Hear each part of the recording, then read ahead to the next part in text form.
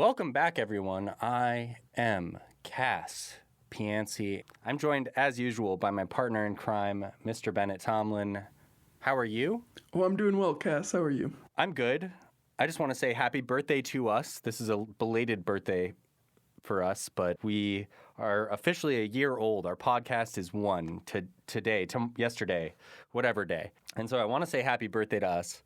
I want to thank our listeners for tuning in. There's a lot of you out there, which has come as a big surprise to both of us. And yeah, we look forward to bringing you more. Today we're talking about a really tough topic, to be quite honest. Not something I necessarily would want us to jump into, seeing as how we're mostly focused on finance and cryptocurrency, but it feels like it's necessary right now. And the topic is going to be Ukraine and Russia and the effects that crypto is having in this conflict and what it means. And if you're a crypto holder or not a crypto holder, how you can help if you're, I guess, and I'm going to be realistic here, we're biased. So if you're a supporter of the Ukraine, then we'll have some ways you could help them out. If you're a supporter of Russia, go fuck yourself. Bennett Tomlin. I love it. Go right ahead. Where do I want to start with how crypto factors into... I didn't want to just throw you in like that. That's my bad. I just kind of threw you in with the lines. Let's talk about how Ukraine used their Twitter handle to ask for donations and what that kind of spiraled into afterwards. So I think that's a good place to start. That's as good of a place as any. Recently, the Ukraine handle on Twitter started soliciting crypto donations to help support the Ukrainian defense effort. Then things got a little bit strange because the Ukraine Twitter handle announced that they were going to do an airdrop and hand out tokens to people who had donated to their defense efforts.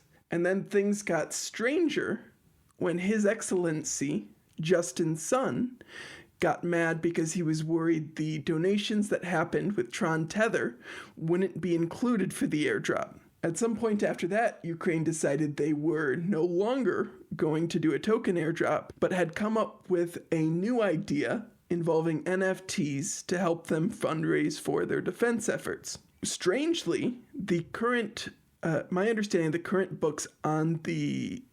laws on the Ukrainian books, that is, prohibit them from using cryptocurrencies to pay for defense things. However, when you've been invaded by a nuclear power, I imagine that you may make different decisions than you did before you got invaded by the nuclear power, so that's not necessarily anything, but yeah, this is the first time I think we've seen a sovereign state propose an airdrop to help fund their own defense efforts against an invading state. So, new world. New world. But I think you kind of glazed over an interesting part of this, which is something I didn't immediately reflect on.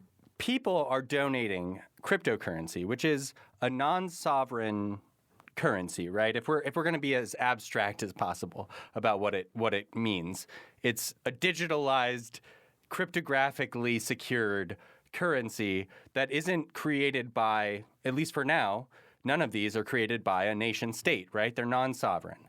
And now you have people, a lot of them, who originally set out on this path as libertarians, or if they want to be called voluntarists. They're donating money directly to a government. This isn't a charity. They're not donating to Doctors Without Borders. They're donating to the government of Ukraine. This is not a 501c3. There's no tax deduction at the end of the year. The Ukraine is going to probably use that money in whatever way they possibly can. Actually, you have no idea how they're going to be using it, and people are donating to that. And I just think that is really fascinating because that is such a big shift from what you and I know from years ago. Yeah, I mean, it's certainly a shift. And, I can hear the libertarian voluntarist response in my head as we're having this conversation, right? Is that instead of this being like a non-consensual tax against people, these are individuals voluntarily choosing to support this institution of the state, and so that it's somewhat different than other actions of the state. But the state is still I'll qualify this with what you said, which is that they're not allowed to use these funds for defense. So maybe they're not going to. I would assume even if they wanted to abide by those laws and rules, what they would do is cash out the cryptocurrency and then buy the defense stuff. So really, what I think is very interesting is the name, like even in the name, voluntarist, the idea is you're not using force for anything, right? But here they are being like, hell yeah, buy some guns and missiles, let's go. Look, I support Ukraine. This is not about whether I support Ukraine trying to fight the second most powerful country, third most powerful country in the world. I totally support them. But there's some weird questions when you start getting into this stuff. I'm really curious who came up with the idea first for there to be a token airdrop after these donations, and then for there to be these NFTs they're doing now. It feels somewhat inorganic to me. Like, it feels like someone offering advice to Ukraine. Like, if you add a token to this donation thing, we think you'll be able to get a lot more donations. And that's exactly what happened. Once Ukraine announced that they were going to do a snapshot and airdrop this token, the number of donations went way up. And the number of donating wallets even went up as some people tried to Sybil attack the airdrop for the nation trying to defend itself from the nuclear power who invaded. So, it's very possible that there's someone in the Ukrainian government who just thought this was a good idea, but I am curious if it might have come from outside of the Ukraine. It's a good question. And I will say this, hearing you repeatedly use the word airdrop is a little jarring because I come from a time when airdrop genuinely meant that you were going to airdrop food and medicine to people in need. And now Ukraine is talking about airdropping NFTs and shitcoins to donors. It's just jarring. It's not that I'm like, it's the worst thing in the world. It's not the worst thing in the world. It's weird. I don't like it. It's uncomfortable. Do I think it's gonna, unless there's like malicious code in the airdrop or something, which I'm sure no one has fucking audited, which like nobody has looked deep into it before they announced it, right? Like, who knows? There could be malicious code in something like that, but no one's even thinking about that. Your desire when something like this is happening is to be able to give, especially if you're in a place to give, right? If you have money, if you have resources, cryptocurrency especially, right? Like a lot of these people, I assume a lot of their liquidity is actually in these coins. So that makes it easier for them if they want to donate, which cool. More power to you. I'm not telling you not to do that, but I am saying there's a few questions here. There's what exactly is the Ukrainian government going to do with your cryptocurrency, and do you care what they do with it, or are you down with whatever happens, happens? Okay, if that's your MO, cool.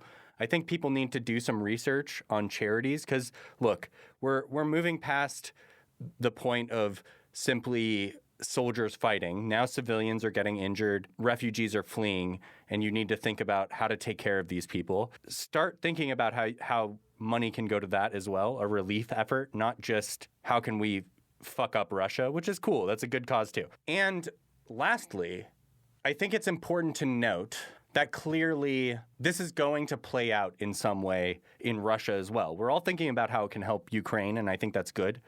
But it will have effects in Russia. I think a lot of people have agreed it won't be a complete ability to exit all markets for Russians. They can't save themselves through these means, but let's talk about it.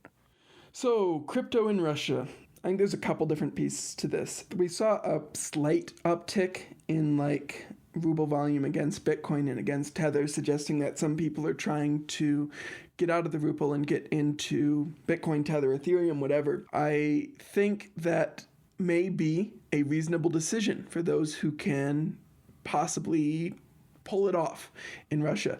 Being entirely cut off from the entire world's economy is very likely going to make Russia's currency much less valuable. And so I understand why people are having that impulse. The other part that needs to be discussed, of course, is the conversations around fears that crypto will enable Russia and Russian oligarchs to evade sanctions. And I think that it is plausible. I think it's actually likely that this will happen. Crypto will be used to transmit value to sanctioned entities. However, I expect the scale to be relatively small. And the reason for that is because it is difficult to liquidate crypto for the currencies you actually want to spend, and not very many people want to accept the cryptocurrencies yet. And so, like, if we look at North Korea, another sanctioned nation, they've had to invest years of efforts to try to launder basically a couple $100 million in cryptos and stuff, because it is not an easy task. And we talked about this a little bit when we talked about Razzlecan and the Bitfinex hackers, is that it is not super easy to move value on a public blockchain without people knowing. And this becomes doubly true when the places you might go to sell that cryptocurrency, exchanges, OTC desks, whatever, are terrified of working with you because having any transaction with you means they could go to prison. That doesn't mean there won't be desks that provide liquidity. That won't mean that there won't be places for some people to use this to evade sanctions. I just expect the overall scale of that to be pretty small, because the liquidity these oligarchs in the Russian state are going to be able to access is going to be small, fragmented, slow, and challenging. I think this is actually like a good thing for crypto, because what you're suggesting right now is that there's almost a cleaner ability to track the bad guys as there is to donate to the good guys. Quotes in all of this, I mean, God, no one wants war. It sucks. But it does seem like you're essentially arguing that this seems like a kind of a use case. Well, I mean, I think this touches on several of like the reasons that crypto can have value. And crypto is potentially valuable, at least in my opinion, insofar as it is censorship resistant, and it can be used for things like quickly sending value to a war-torn nation. However, I think we are seeing some limits to the censorship resistance in terms of its ability to help Russia, right? We would expect if this was a really fully censorship-resistant mode of value transfer that it would work for that. But I think we're kind of touching on some of the same things we did when we talked about the Canadian truckers with Mike Green, right? If you're not able to spend the received crypto, and you very often are not able to spend received crypto at this point just because there's not enough people who want to receive the crypto, then you're in this tricky position where you still need access to the financial system in order to get the currencies you want to spend. And Russia has been, not completely, but pretty significantly cut off from the global financial system. And so I expect we'll continue to see crypto payments going into Russia.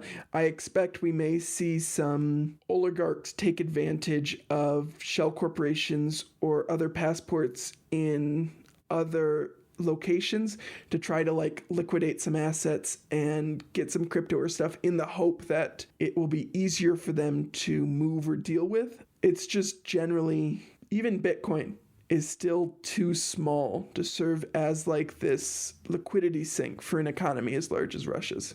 This gets to like my last point, kind of unrelated, but I do think it's important to note. I know all of us are rushing to, if you support Ukraine, you want to support Ukraine any way you possibly can. It's hard to do that. I think it's hard to figure out the right way to do that you're personally going to be comfortable with. And in that rush, similar to the fear of missing out that people feel when they are thinking about buying a stock and then it goes up a bunch, or a coin and it goes up a bunch, and then they feel like, oh no, now I have to buy, and then it dumps. I think some people will feel regret at the end of this for the charities they donated to, or for perhaps, I think some people will literally reflect on donating to the Ukrainian government and go like, maybe that was a mistake, which, hey man, again, I'm not anti-Ukraine. I just think donating to their government and giving them free will with your money is crazy. That's what taxpayers are for. So what I'm going to do in the description of this is leave a list of charities that I think are doing a good job and have been doing a good job in Ukraine previously. I already made note of this on my Twitter, but I'm personally going to be donating to Médecins Sans Frontières, which is Doctors Without Borders. They're a great organization. They send doctors to war zones. They send doctors to places that are having famines. They send doctors to places where people need doctors. And they have people ready to take care of the refugees right now. I'm going to list other ones in the description. But my point here being that there's a lot of charities that are popping up on the radar right now simply because they have the word Ukraine in their name or something. And be really careful. It sounds so cynical, but this is really when people take advantage of other people's desire to help other people. You see it with Hurricane Katrina, Hurricane Sandy. You see it with when there's major earthquakes, tsunamis. You see it when there's wars. You see it all the time, and you need to be extra, extra careful. We had a charity episode already. I know the concept is boring to most people. You don't want to hear about how you need to be careful with your giving, but please, I urge you, I know you just want to give to Ukraine. Try to take a few hours to think about where your money is going. The same way you're probably not just buying the first pair of headphones that you look at, right? You're going to take some time to figure out which headphones are right for you. Maybe think about which charity is going to be best for the Ukrainian people. But that's going to do it for me. Are there any other points you feel like we haven't touched on yet? Yeah. I hope that everyone in the cryptocurrency world is prepared for the expectation of policymakers and lawmakers that they will comply with sanctions. Infura, the largest Ethereum RCP provider, owned by Consensus, and like the default one for MetaMask and 99% of other wallets and things that need an RPC provider on Ethereum, today briefly cut off access for the country of Venezuela.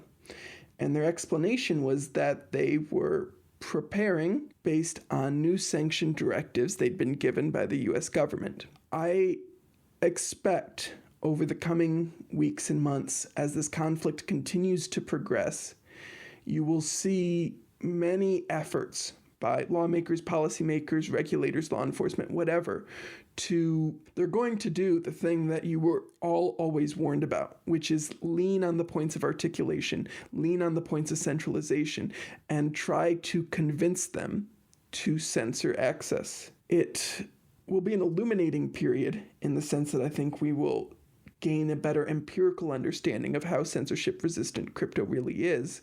But I just hope that people are prepared for that, because I noted previously that I don't think crypto will be a particularly effective tool to evade sanctions.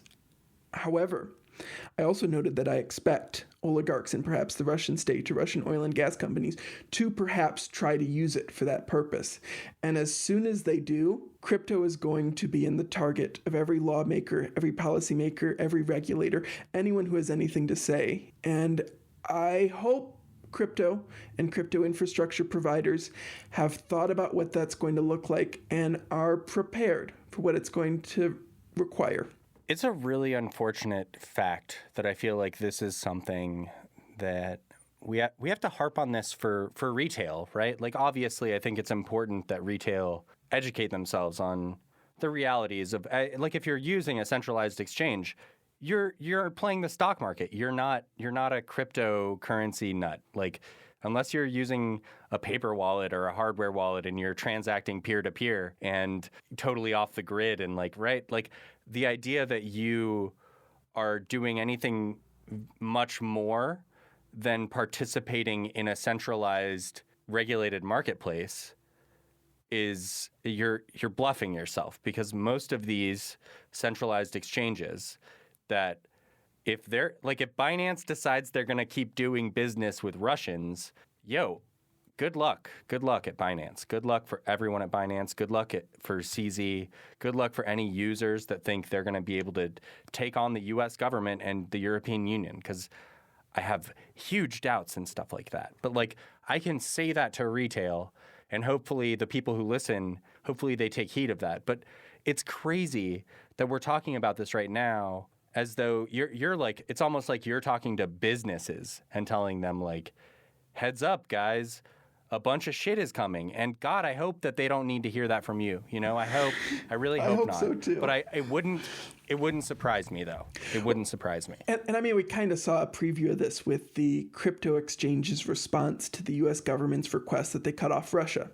So the White House, federal government, whatever, unofficially requested, without actually sanctioning the whole country, that these businesses stop doing business with Russia. And Coinbase, Kraken, Binance, they all basically said, no, we're not going to do that. We cut off OFAC sanctioned individuals and addresses, but we're not going to cut off an entire country. And what they're describing is them fully complying with the law. But if, say, you're Binance and you've been somewhat lax on your know your customer checks in the past, I hope that you are confident none of those sanctioned individuals are on one of those accounts that haven't been through the full battery of KYC, because often when it comes time for criminal charges for sanctions violation, my understanding is that intent plays a relatively small role in whether or not you end up getting prosecuted and sentenced. Many governments take sanctions very seriously, and I worry there's certain cryptocurrency businesses that are not used to taking certain things very seriously. Yeah, it's a good point to end on. We're going to see, I think that's who has to be the most cautious. Russian citizens, I mean, God, honestly, my heart is with you because I don't think most of them are into this war. I think it's similar to like how most Americans were like not very into the Iraq war. So I can empathize on that note. I also am like, if any of these exchanges genuinely think that they can just keep operating in whatever way they see fit and not have to worry about what the next move by the U.S. government and the EU, keep in mind this is both of these enormous juggernauts, decide on Russia. They're playing with fire. They're playing with fire, and it does not end well. My final note: I will be donating to Médecins Sans Frontières, and glory to Ukraine. And I hope that everything ends as soon as possible and that the world can somehow get back to normal, which I don't even think any of us know what the hell that even means anymore. So, and hey, Putin, go fuck yourself. Thanks for listening, everyone. I think most important right now is if you want to donate to a good cause, I'm going to leave the links for Doctors Without Borders and 2 other charities in the description. If you already have a good charity in mind, don't listen to me, but go ahead and donate to that when you have a chance. And also, if you want to donate a rating, a review to our podcast, that'd be awesome. Way less necessary, though.